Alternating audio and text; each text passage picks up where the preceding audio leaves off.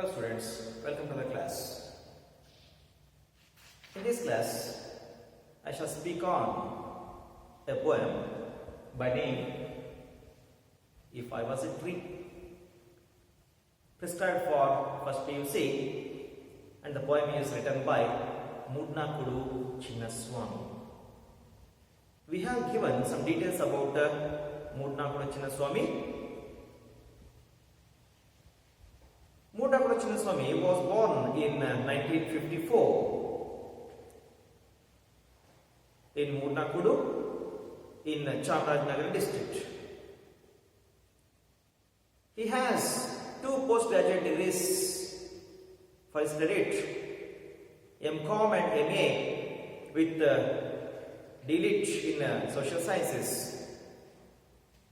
By profession, he is a director in finance department BMTC, Bangalore.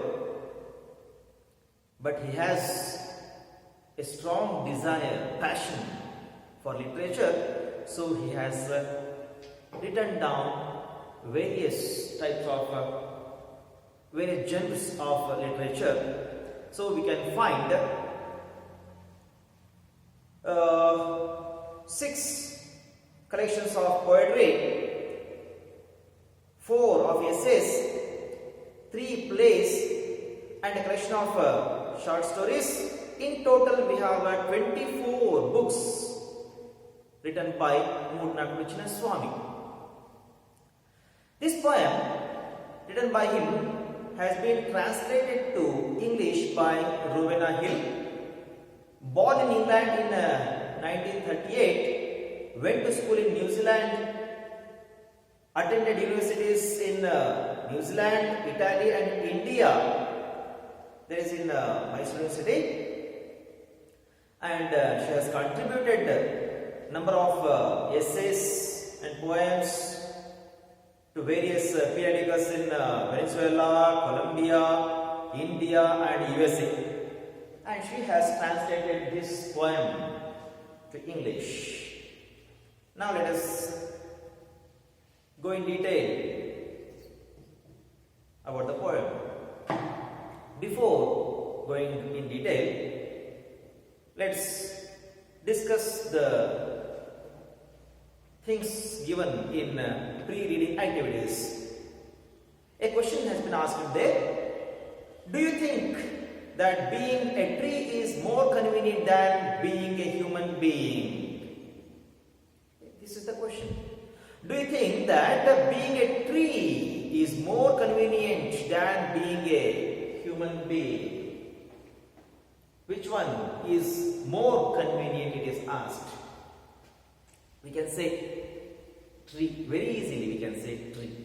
Because human beings have to face number of problems from birth to death. Okay, so we can say everybody likes to be a tree. So it is more convenient to be a tree than human beings. Because human beings are not free to do anything. A number of restrictions have been put upon them. Here I can remember a statement. Man is born free, but bound in chains everywhere. Man is born free, but bound in chains everywhere. The child, when it takes its birth, it is free, because it does not have any idea about society or anything else. But when the child starts growing, it understands the society, the affairs of the society, the conditions in which it has to be, it has to lead its life. All these things it learns. In that circumstances, the child which has been grown into an adult cannot do the things in a very free manner. Number of restrictions will be imposed on it. Maybe the restriction of caste, education qualification, political status, economic status, social standards, all these things will come in the way. So the child cannot, the child which has been grown into an adult cannot move in the society in a free manner.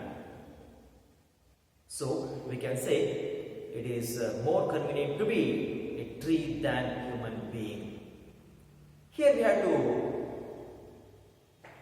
understand the background to write this poem.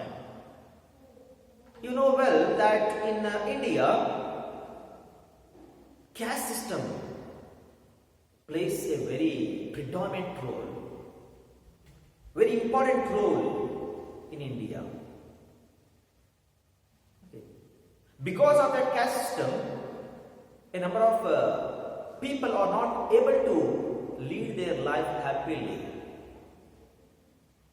After independence, the government took so many measures to bring all the people belonging to all the castes and categories to some extent an equal manner. Okay. And this poem has been written down in that background of casteism. How some of the people were treated very badly in the society, how their living condition was, how they were treated as beasts. Okay, in such a background, this poem has been written down, and now let us try to understand the poem in detail. First, I will read out some of the lines of the poem, then I will explain it. If I was a tree, the bird would not ask me before it built its nest what caste I am. When sunlight embraced me, my shadow wouldn't feel defiled. My friendship with the cool breeze and the leaves would be sweet. Raindrops would not turn back, taking me for a dog-eater. When I branch out further from my roots, Mother Earth wouldn't flee, shouting for a bath. These are some of the lines. Now let's go in detail. If I was a tree, see how the poet is telling that if I was a tree, the bird would not ask me before it built its nest what caste I am. You know well, the birds of different kinds build their nests in trees. While building their nests, they do not ask the tree. Okay, they do not ask the tree which caste you belong to. So the poet wants to be a tree because he will not be asked about the caste, about his caste. You know well, wherever we go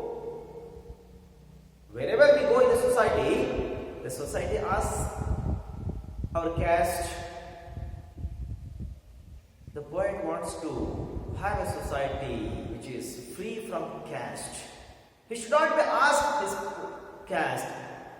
So, when the birds do not ask the tree what caste it is, our poet also wants to be a tree because he will not be asked about his caste.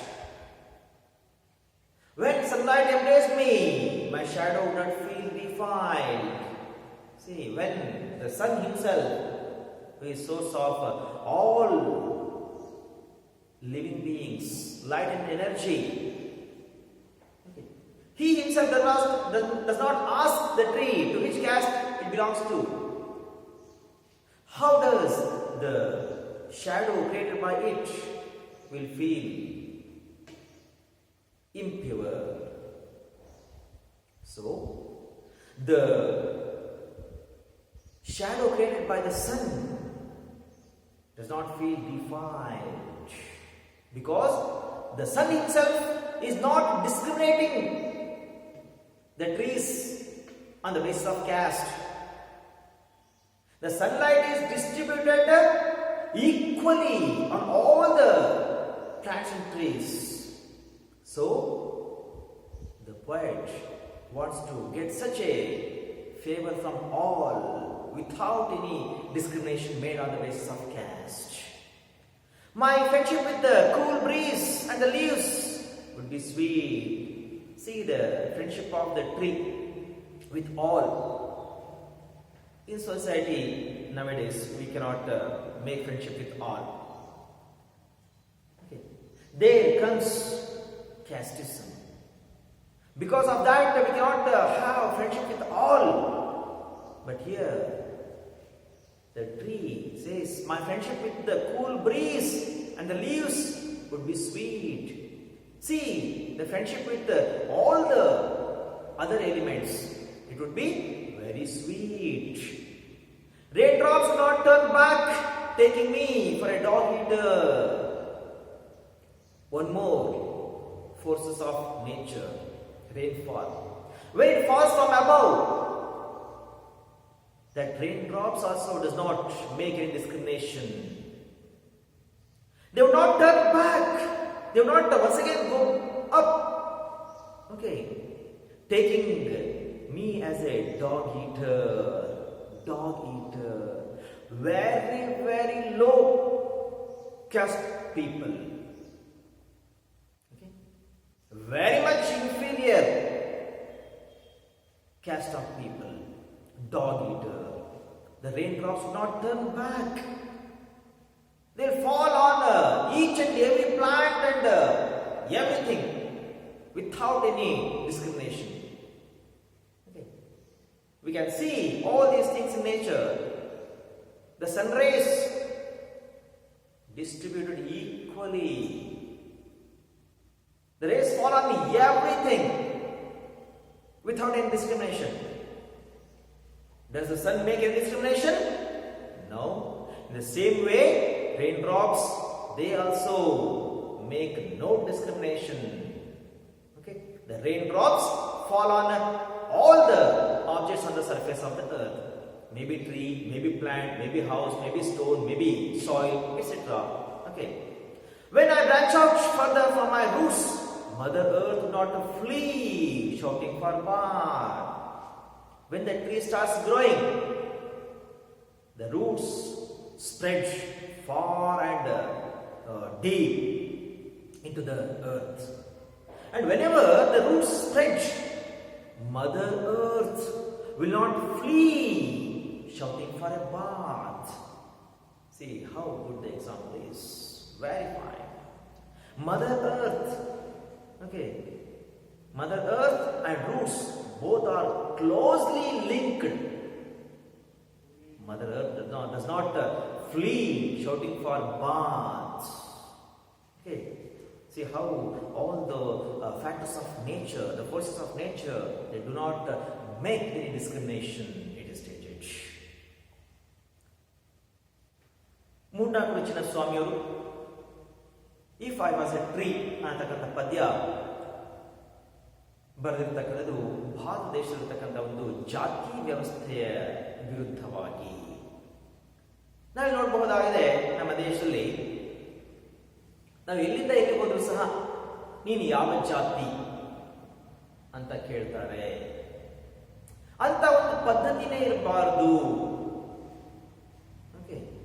Caste free, ಜಾತಿ ರಹಿತ ಸಮಾಜ ನಿರ್ಮಾಣ ಆಗಬೇಕು ಅಂತಕ್ಕಂಥದ್ದು ಕವಿಯ ಉದ್ದೇಶ.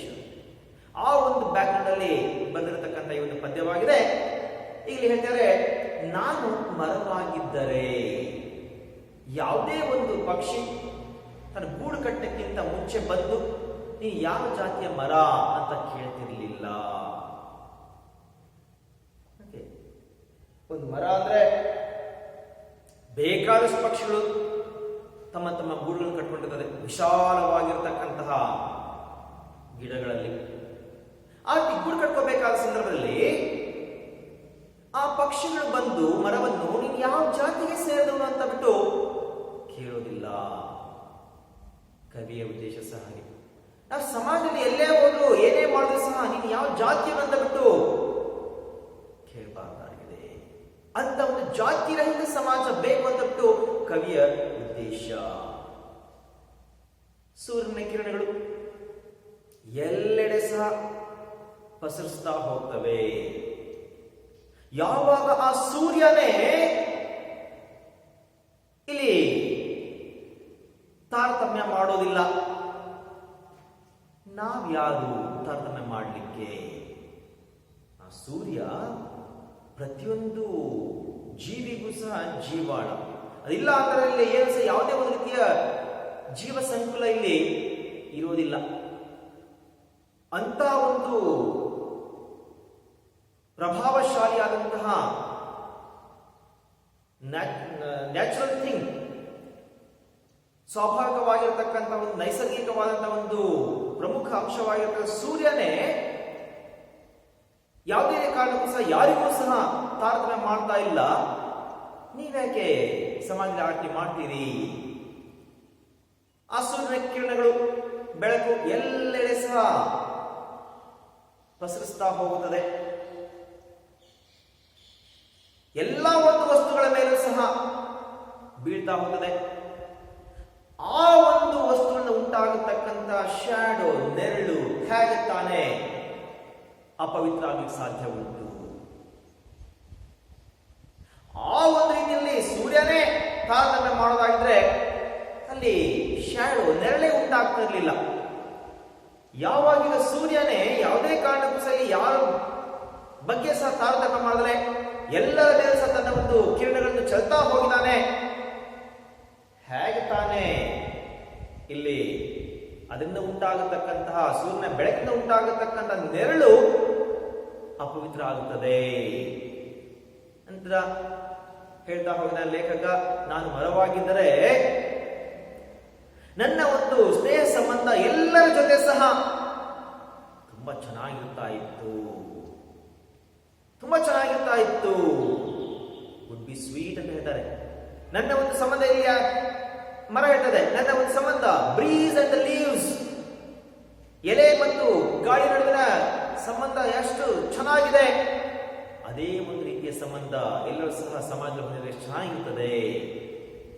ಆದರೆ ಸಮಾಜದಲ್ಲಿ ಅಂತ ಒಂದು ರೀತಿಯ ಸ್ನೇಹ ಸಂಬಂಧ ಇಲ್ಲ. ಜಾತಿ ಸಮಸ್ಯೆಯಲ್ಲಿ ಅಡ್ಡ ಬರ್ತದೆ ಅಂತ ಲೇಖಕ ಹೇಳ್ತಿರತಕ್ಕಂಥದ್ದು. ಮುಂದೆ ಮತ್ತೆ ಹೇಳ್ತಾನೆ, ಮಳೆ ಹನಿಗಳು ಮೇಲಿಂದ ಬರಬೇಕಾದ್ರೆ ಯಾವುದೇ ಕಾರಣಕ್ಕೂ ಸಹ ತಾರತಮ್ಯ ಮಾಡುವುದಿಲ್ಲ. ಈ ಕೆಳಗಡೆ ಹಲವಾರು ಗಿಡ ಮರಗಳು, ಮನೆ ಮಠ, ಅದು ಎಲ್ಲ ಇರ್ತದೆ. ಎಲ್ಲರ ಮೇಲೆ ಸಹ ಸೂರ್ಯನ ಕಿರಣ ಯಾವ ರೀತಿ ಬೀಳ್ತದೆ ಅದೇ ರೀತಿ ಮಳೆ ಹನಿಗಳು ಸಹ ಬೀಳ್ಬೇಕಾಗಿದೆ. ಮಳೆ ಹನಿ ಮೇಲಿಂದ ಕೆಳಗೆ ಬೀಳ್ಬೇಕಾದ ಸಂದರ್ಭದಲ್ಲಿ ಕೆಳಗಡೆ ಇರತಕ್ಕಂಥ ಮರ ತುಂಬಾ ಕೀಳುಮಟ್ಟದ್ದು, ಅತಿ ಕೆಳಮಟ್ಟದ್ದು. ನಾನು ಆ ಒಂದು ಗಿಡದ ಮೇಲೆ ಬೀಳ್ಕೂಡ್ದು ಅಂತ ಹೇಳಿ ಆ ಹನಿಗಳು ಮತ್ತೆ ಹಾಗೆ ಮೇಲೆ ವಾಪಸ್ ಹೋಗ್ಲಿಕ್ಕೆ ಸಾಧ್ಯನಾ? ಇಲ್ಲ. ಮಳೆ ಹನಿಗಳು ಬೀಳ್ಲಿಕ್ಕೆ ಶುರು ಆಯಿತು ಅಂತಾದ್ರೆ ಎಲ್ಲಾ ಒಂದು ಚರಾಚರ ವಸ್ತುಗಳ ಮೇಲೆ, ಎಲ್ಲ ಸಜೀವ ನಿರ್ಜೀವ ವಸ್ತುಗಳ ಮೇಲೆ ಬೀಳ್ತಾ ಹೋಗುತ್ತದೆ. ಯಾವುದೇ ಒಂದು ರೀತಿಯ ತಾರತಮ್ಯ ಇರೋದಿಲ್ಲ. ನಂತರ ಮುಂದೆ ಹೇಳ್ತಾರೆ, ಮರ ಬೆಳೆದ ಹಾಗೆ ಅದರ ಬೇರುಗಳು ಆಳವಾಗಿ ಬೇರುತ್ತವೆ, ವಿಶಾಲವಾಗಿ ಪಸರಿಸ್ತಾ ಹೋಗುತ್ತವೆ. ಯಾಕೆಂದ್ರೆ ಆ ಗಿಡವನ್ನು ಗಟ್ಟಿಯಾಗಿ ಹಿಡಿದು ನಿಲ್ಸ್ಕೋಬೇಕಾಗಿದೆ. ಇಲ್ಲಾಂದ್ರೆ ವೇಗವಾಗಿ ಗಾಳಿ ಬಂತು ಅಂದ್ರೆ ಆ ಗಿಡ ಧೂಳಿಪಟ ಆಗಿಬಿಡುತ್ತದೆ. ಯಾವಾಗ ಆ ಗಿಡ ಗಟ್ಟಿಯಾಗಿ ನೆಲೆಯೂರಬೇಕಾಗಿದೆ, ಅದರ ಬೇರುಗಳು ಆಳ ಹೋಗಬೇಕಾಗಿದೆ, ಅಗಲವಾಗಿ ವಿಸ್ತರಿಸಬೇಕಾಗಿದೆ. ಯಾವಾಗ ಆ ಬೇರುಗಳು ವಿಸ್ತರಿಸ್ತಾ ಹೋಗುತ್ತದೆ. ಆ ಬೇರುಗಳು ಭೂತಾಯಿಯನ್ನು ಟಚ್ ಮಾಡ್ತಾ ಹೋಗುತ್ತದೆ, ಭೂಮಿಯನ್ನು ಟಚ್ ಮಾಡ್ತಾ ಹೋಗುತ್ತದೆ. ನೋಡಿರ್ಬಹುದು ನೀವು ಯಾವ ರೀತಿ ಮಣ್ಣು ಬೇರುಗಳು ಗಟ್ಟಿಯಾಗಿ ಅಂಟ್ಕೊಂಡಿರುತ್ತೆ ಅಂತ ಬಿಟ್ಟು. ಹೌದಾ? ಆ ಭೂತಾಯಿ ಸಹ ಇಲ್ಲಿ ಯಾವುದೇ ಕಾರಣಕ್ಕೂ ಸಹ ಯಾವ ಗಿಡ ಮರಗಳನ್ನು ಸಹ ತಾರತಮ್ಯ ಮಾಡೋದಿಲ್ಲ. ಮುಳ್ಳಿನ ಗಿಡ, ನೀನು ಬೇವಿನ ಗಿಡ, ನೀನು ಜಾಲಿ ಗಿಡ, ನೀನು ಕಾಂಗ್ರೆಸ್ ಗಿಡ ಅಂದ್ರೆ ತಾರತಮ್ಯ ಮಾಡ್ತದ? ಅವುಗಳ ಬೇರುಗಳನ್ನು ಮಾತ್ರ ಅದು ದೂರ ಸರಿಸ್ಬಿಟ್ಟು ತಾನು ಏಕಾಂತವಾಗಿರ್ಬಿಟ್ಟು ಕೇವಲ ಒಳ್ಳೊಳ್ಳೆ ಗಿಡಗಳಾಗಿರ್ತಕ್ಕಂಥ ಕಲ್ಪವೃಕ್ಷವಾಗಿರ್ತಕ್ಕಂತಹ ತೆಂಗಿನ ಮರ ಇರ್ಬೋದು, ಅಡಿಕೆ ಮರ ಇರ್ಬೋದು, ಮಾವಿನ ಮರ ಇರ್ಬೋದು, ಹಲವಾರು ಹಣ್ಣುಗಳ ಮರಗಳಿರ್ಬೋದು, ದವಸ ಧಾನ್ಯ ಒದಗಿಸಿಕೊಡ್ತಕ್ಕಂಥ ಗಿಡಗಳ, ಮರಗಳ, ಸಸ್ಯಗಳ ಬೇರುಗಳನ್ನು ಮಾತ್ರ ಗಟ್ಟಿ ಇಟ್ಕೊಂಡಿರ್ತ ಮಣ್ಣು ಇಲ್ಲ. ಯಾವುದೇ ಒಂದು ಗಿಡ, ಮರ, ಸಸ್ಯ ಇರ್ಲಿ ಹುಟ್ಲಿ, ಅದರ ಬೇರುಗಳು ಮಣ್ಣನ್ನು ಅಂಟಿಕೊಂಡಿರುತ್ತವೆ, ಮಣ್ಣು ಆ ಬೆನ್ನು ಅಂಟಿಕೊಂಡಿರುತ್ತದೆ. ಯಾವುದೇ ಕಾರಣ ಸಹ ಭೂತಾಯಿ, ಭೂಮಿ ತಾಯಿ ಅಯ್ಯೋ ಈ ಒಂದು ಗಿಡದ ಬೇರು ನನಗೆ ತಗುಲ್ತಾ ಇದೆ, ನಾನು ಅಪವಿತ್ರಗೊಂಡಿದ್ದೇನೆ, ನಾನು ಪವಿತ್ರವಾಗ್ಲಿಕ್ಕೆ ಮತ್ತೆ ಸ್ನಾನ ಮಾಡ್ಕೊಂಡು ಬರಬೇಕಂದ್ಬಿಟ್ಟು ಓಡ್ ಹೋಗೋದಿಲ್ಲ ಭೂತಾಯಿ. ಓಕೆ, ನೋಡ್ರಿ ಕವಿಯಲ್ಲಿ ಎಂತೆಂತಹ ಉದಾಹರಣೆ ತೆಗೆದುಕೊಂಡಿದ್ದಾರೆ. ಸೂರ್ಯ ಇರಬಹುದು, ಮಳೆ ಹನಿಗಳಿರ್ಬಹುದು, ಭೂತಾಯಿ ಇರಬಹುದು, ಅಂತಹವರೇ ಇಲ್ಲಿ ತಾರತಮ್ಯ ಮಾಡಿಲ್ಲ ಜಾತಿಯ ಆಧಾರದ ಮೇಲೆ. ಸಮಾಜದಲ್ಲಿ ನೀವ್ಯಾಕೆ ಮನುಷ್ಯ ಬಿಟ್ಟು ಈ ಜಾತಿ ವ್ಯವಸ್ಥೆ ಅಂತ ಬಿಟ್ಟು ಒಂದು ಪರಿಕಲ್ಪನೆ ಮೂಡಿಸ್ಕೊಂಡ್ಬಿಟ್ಟು ಯಾಕಿಂತ ತಾರತಮ್ಯ, ಇದು ಸಲ್ಲದು, ಇದು ಬೇಡ, ಜಾತಿರಹಿತ ಒಂದು ಸಮಾಜನ ನಿರ್ಮಾಣ ಮಾಡೋಣ ಅನ್ನತಕ್ಕಂಥ ಒಂದು ಉದ್ದೇಶ ಇಟ್ಬಿಟ್ಟು ಬರೆದಿರತಕ್ಕಂಥ ಒಂದು ಪದ್ಯದಲ್ಲಿ ಕವಿ ಈ ರೀತಿ ಉದಾಹರಣೆ ಬಳಕೆ ಮಾಡ್ಕೊಂಡು ಹೇಳ್ತಾ ಹೋಗಿದ್ದಾರೆ. ಮತ್ತೆ ಮುಂದಿನ ಪ್ಯಾರಾಗ್ರಾಫ್ ಏನು ಹೇಳಿದರೆ ಅದು ಮುಂದಿನ ತರಗತಿಯಲ್ಲಿ ನೋಡುವ. ಇಲ್ಲಿಗೆ ಸದ್ಯಕ್ಕೆ ನಿಲ್ಲಿಸೋಣ.